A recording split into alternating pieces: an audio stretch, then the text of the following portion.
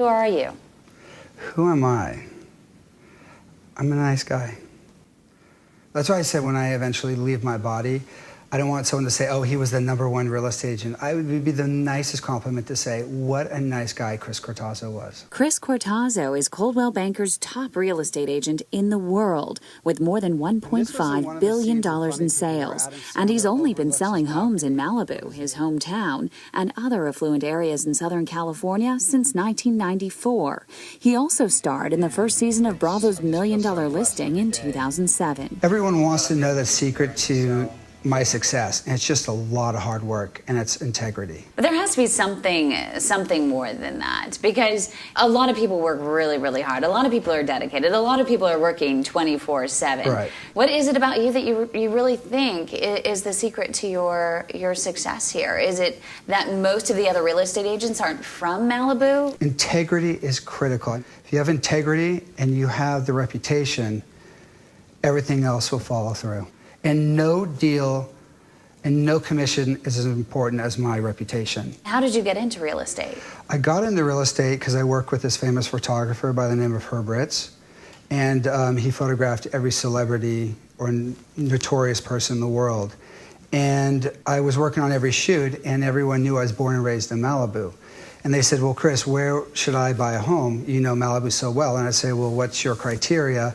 And before I even got into real estate, I would guide them into these different areas, and all of a sudden the light bulb went off and I said, I should go into real estate. Do you remember that very first sale of yours? Can you take us back to that day and what that was like for you and why it inspired you to continue down this path?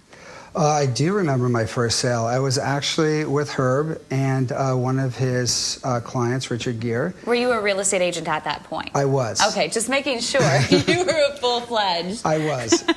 And there was a discussion whether this house was still there or there was a rumor that it burnt down. And I said, I just kayaked by it 3 days ago. The house is standing and it's for sale for $5 million. So I showed up with the client, showed him the house. The business manager came along, liked the house. It was my first sale. It was the easiest transaction in the entire world. I didn't realize that real estate was going to be so challenging from that moment on. What was your most memorable sale, aside from your first one? Was there some sale where you thought, really, did this just happen? Well, there's one story that I could share with you that my clients had a pawn shop, and they had this dog named Margot, who was an attack dog. And I didn't realize I opened the house up and walked through the whole house, turning on the lights, opening doors, and I called my assistant, and she said, oh my gosh, the client's on the phone. You got to get out of the house. You're not in the house. And I said, I'm in the house, and I was at the bar. And I was panicking. I was crawling up on the counter. Oh, no. Oh, no. And they connected me to the client, and they said, get out of the house. And I just remember crawling up on this counter going, it's my birthday. And I had a choice of whether to try to make it out the front gate or run to the garage where she was fortunately sleeping. And you know in those movies when you're running down dog. And you're going in slow motion trying to get, and she woke up and she was running across a 3-car garage as I was running down the hallway. I just closed the door as she hit the door. You're kidding. No, but if I tried to make it out the front gate, I could have been mauled. So that was a memorable story, real estate. Seriously? Yeah. Oh my goodness, but obviously you got out okay, and I guess I have a little bit of a limp. So back to you personally, what was the real turning point in your career? I think in 2000, I would say, I had 7 escrows in January. And in that 1 week, all 7 fell out.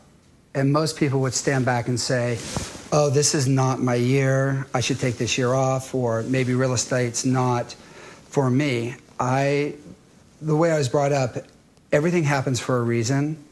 And I turned every one of those failures into an advantage. And it turned out to be my best year. It was the first year I was the #1 agent in Malibu.